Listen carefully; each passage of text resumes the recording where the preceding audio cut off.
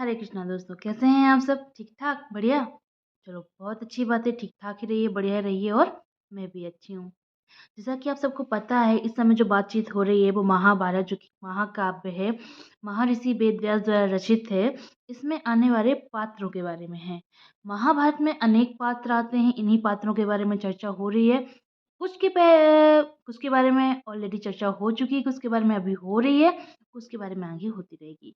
इस समय जिस पात्र के बारे में चर्चा हो रही है वो युधिष्ठिर हैं, जिनको धर्मराज युधिष्ठिर कहा जाता है और ये धर्मराज युधिष्ठिर के नाम से ही विख्यात होते हैं। इन्होंने अपनी लाइफ में बहुत ज़्यादा स्ट्रगल देखा है, लेकिन धर्म का साथ कभी नहीं छोड़ा।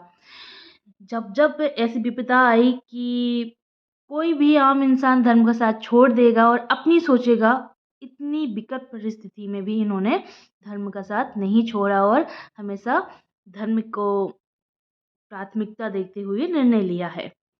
कभी भी पक्षपात नहीं किया, निष्पक्ष होके हमेशा निर्णय लिया है इन्होंने। तो इन्हीं के बारे में चर्चा हो रही है। बट बात स्टार्ट करने के पहले मैं यही बात बोलूँगी कि चैनल ज़रूर सब्सक्राइब कर लो, वीडियो पसंद आए तो लाइक, कमेंट, शेयर कर दिया करो, चैनल ज़रूर सब्सक्राइब कर लिया करो। एकदम फ्री ऑफ कॉस्ट है तो प्लीज़ कर दो, आपका क्या बिगड़ेगा, है ना? एकदम फ्री ऑफ कॉस्ट है तो चैनल ज़रूर सब्सक्राइब कर देना। चलिए बात करते हैं युधिष्ठिर जी के बारे में। युधिष्ठिर जी जिन्होंने धर्म का साथ कभी नहीं छोड़ा, धर्म की लिए इनको बहुत सारी परीक्षाएँ देनी पड़ी।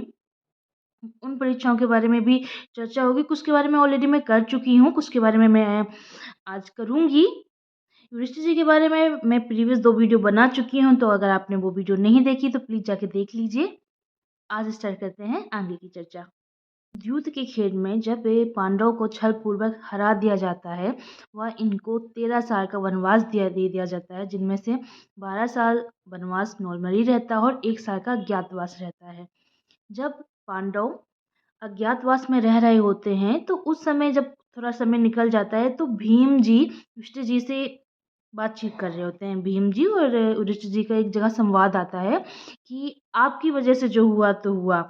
आपने उनकी अगर आप भीम जी बोलते हैं कि अगर आप इस खेल की जो आपको निमंत्रण आया था वो स्वीकार ना करते तो ये सब होता ही नहीं। हमको भी आपकी वजह से प्रॉब्लम फेस करनी पड़ रही है। द्रौपदी का इतना अपमान हो गया, ये सब आपकी वजह से हुआ। चलिए हमने 13 महीने व्यतीत कर लिए हैं और संकट की घड़ी में 13 महीने 13 साल के बराबर होते हैं। चलो अभी के अभी हम जाके दुर्योधन के ऊपर आक्रमण कर देते हो, अपना राज वापस कर लेते हैं, क्योंकि मुझे नहीं लगता है कि वो हमको हमारा राज वापस करेगा। दुर्योधन बड़ा दुष्ट है।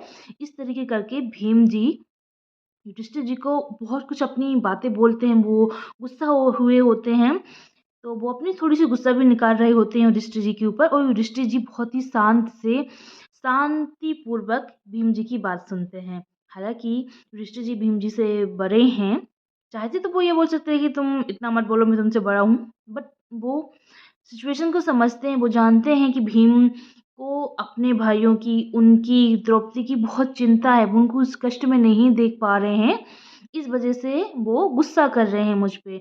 भीम जब वो बोलते हैं कि 13 महीने हमने वनवास में व्यतीत कर लिया है, 13 महीने कष्ट में जो हम समय बिताते हैं, वो अधिक लंबा होता है, लगता है, ठीक है? तो हमारा 13 महीने 13 साल के बराबर है, अब चलो हम आक्रमण करते हैं। उस समय युधिष्ठिर मना कर देते हैं, नहीं मैंने वचन दिया है, तो मैं इसे अवश्य निभाऊँगा। लेकिन यहाँ बात सिर्फ़ वचन की नहीं हो रही होती है, यहाँ पर वो अपनी बात को और स्पष्ट रूप से भी बोलते हैं या समझें, तो अगर युधिष्ठिर जी उस समय बोलते कि चलो आक्रमण करते हैं, तो आक्रमण करने के लिए तो सेना चाहिए। दुर्योधन अभी राजा है, इंद्रप्रस्थ उसके अंडर आ रहा है। बहुत से राजाओं के साथ उसकी संधि है, तो अगर उस समय युधिष्ठिर भीम जी की बात मानते हुए आक्रमण करते, तो उनको बहुत सारे लोगों को फेस करना पड़ता। उस समय, उस टाइम पे उतना बल नहीं था। तो ये एक राजनीतिक निर्णय लेते हैं यहाँ पे युधिष्ठिर जी कि पहले हम बातचीत करेंगे, अपना राज बातचीत करके संधि से अगर हमको वापस मिल जाता तो ठीक है। उसके बाद हम जो नीतियाँ होती हैं, जैसे कि अन्य राज्यों को भी अपने साथ मिलाना, वो हमारे साथ आएँ, युद्ध में हमारा साथ दें, ये सब सोच के युधिष्ठिर जी शांत होते हैं और भीम की कड़वी बातों सुनते हैं और वो भीम से बोलते हैं कि भीम, तुमको पूरा हक है मेरे बारे में ऐसा बोलने का, अपनी गुस्सा दिखाने का, और तुम्हारे ये कड़वे वचन मैं सुनने योग्य हूँ। यहाँ पे वो भीम को मना नहीं करते हैं, वो भीम की सारी गुस्सा को एक्सेप्ट करते हैं। और जो भीम जी हैं वो बहुत ज़्यादा केयरिंग नेचर के हैं, ठीक है। मुझे पर्सनली भीम जी का कैरेक्टर बहुत पसंद है महाभारत में। तो भीम जी का जो नेचर है ना, बहुत केयरिंग है। वो अपने भाइयों के लिए, अपनी माता के लिए, द्रौपदी के लिए बहुत ज़्यादा केयर रखते हैं। इस वजह से उनको उनको कष्ट में देखते हुए, ऐसा नहीं कि भीम कष्ट में है इसलिए उनको गुस्सा आ रहा, नहीं, बल्कि भीम जो उनके भाई लोग हैं, स्वयं युधिष्ठिर, द्रौपदी, ये सब कष्ट में हैं। तो भीम जी को उनके कष्टों को देख के क्रोध आ रहा होता है, इसलिए वो थोड़ा और ज़्यादा गुस्सा करते हैं। और युधिष्ठिर जी इस बात को, इस नेचर को, भीम जी की इस नेचर को बहुत अच्छी तरीके से समझते थे कि जो भीम है, अगर वो गुस्सा कर रहे हैं तो उसके पीछे मेन रीज़न क्या है। तो यहाँ भी युधिष्ठिर जी अपनी सूझबूझ दिखाते हैं कि पहले तो मैंने वचन दिया है तो मैं उसे निभाऊँगा, और दूसरी बात, अगर हम अभी आगमन करते हैं तो हमारे पास उतनी शक्ति भी होनी चाहिए।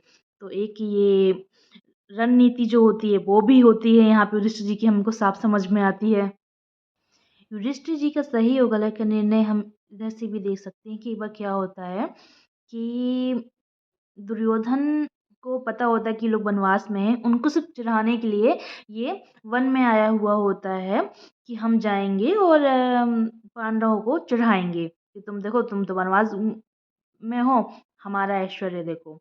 बट उस समय क्या होता है कि जो दुर्योधन होता है वो गंधर्व की कन्याओं के साथ अभद्रता कर देता है, जिस वज़ह से गंधर्व का दुर्योधन और उनकी सेना के साथ युद्ध हो जाता है। वहाँ पर कर्ण भी होते हैं, शकुनी भी होते हैं। क्या होता है, युद्ध होता है तो कर्ण तो भाग जाते हैं। जो सेना होती है वो बहुत बुरी तरीके से पिट रही होती है। तो उन सेना से कुछ सैनिक निकल के पास में युधिष्ठिर जी के पास जाते हैं और बोलते हैं कि युधिष्ठिर जी हमें बचाइए, बात-बात देखिए, जो भी हुआ होता है वो सब कुछ युधिष्ठिर जी को बहुत ही विस्तार में बताते हैं और कहते हैं अब आप ही हमारी रक्षा करिए, हमें बचाइए। तो युधिष्ठिर जी भीम और अर्जुन को आदेश देते हैं कि जाओ और दुर्योधन को फ्री कराओ। तो उस समय फिर भीम और अर्जुन बोलते हैं कि क्यों फ्री करवाना? उन्होंने तो हमारे साथ इतना बुरा बर्ताव किया, हम क्यों हमेशा अच्छा करते रहें? अब हम थोड़ी ना गए थे, उन्होंने गंधर्व से पंगा लिया तो उन्हें अपना सॉर्ट आउट करने दो, हम क्यों जाएँ?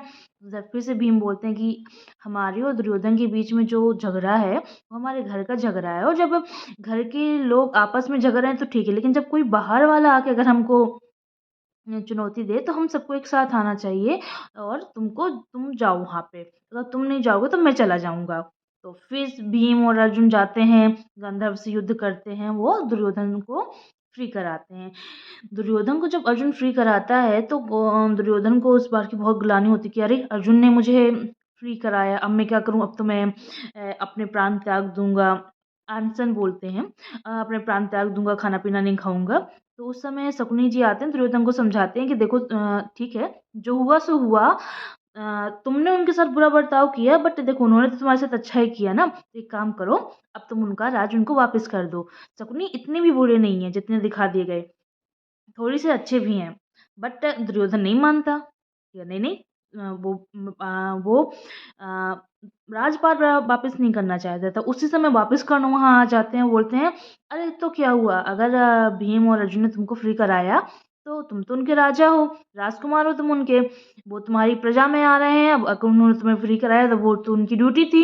तुम इस बात का अ, कोई भी, क्या बोलते हैं, ज़्यादा मत सोचो इस बारे में। मैं तो हूँ तुम्हारे लिए, अगर वो आएँगे युद्ध करेंगे तो मैं तुम्हारी तरफ से युद्ध करूँगा और मैं जीतूँगा। कर्ण बहुत ज़्यादा अपनी सेख ही बघाड़ते थे एक्चुअली, ठीक है। तो दुर्योधन फिर भी उस टाइम पे बहुत शांत होता है, उसे गुस्सा आ रही होती है, लेकिन वो अर्जुन को अभी एक प्रॉमिस देता है कि तुम आगे लाइफ में, मैं तुमको एक प्रॉमिस देता हूँ कि, वचन देता हूँ कि तुम आगे कभी भी कुछ भी मुझसे एक कार्य करा सकते हो अपने मन का। तो अर्जुन बोलते हैं ठीक है, उस समय ये बात होती है, वो आगे चले जाते हैं। लेकिन यहाँ पे हम बात कर रहे हैं युधिष्ठिर जी की, कि यदि युधिष्ठिर जी चाहते तो यहाँ पर वो दुर्योधन की हेल्प करने के लिए बिल्कुल भी बाध्य नहीं थे। वो मरने देते। गांधर्व ने पकड़ा था, हमको क्या लेना देना, लेकिन नहीं, यहाँ भी उन्होंने धर्म का ही पालन किया कि ये हमारे भाई हैं, कज़िन हैं, दुष्ट हैं लेकिन भाई हैं। इसलिए धर्म ये कहता है कि अपने परिवार के साथ खड़े हो, दूसरों के अगर दूसरा कोई आके हमारे ऊपर आक्रमण करता है तो फिर अपने भाइयों के साथ, अपने फैमिली के साथ हमें खड़े होना चाहिए। यहाँ भी वो धर्म का ही साथ देते हैं। ऋषि जी के बारे में अभी बहुत कुछ है बताने के लिए, मैं अपनी नेक्स्ट वीडियो में फिर से आऊँगी, फिर बताऊँगी। आज की वीडियो में मैं इतना ही रखती हूँ और आपसे फिर से वही रिक्वेस्ट करूँगी कि चैनल प्लीज़ सब्सक्राइब कर देना, वीडियो लाइक कमेंट शेयर कर देना।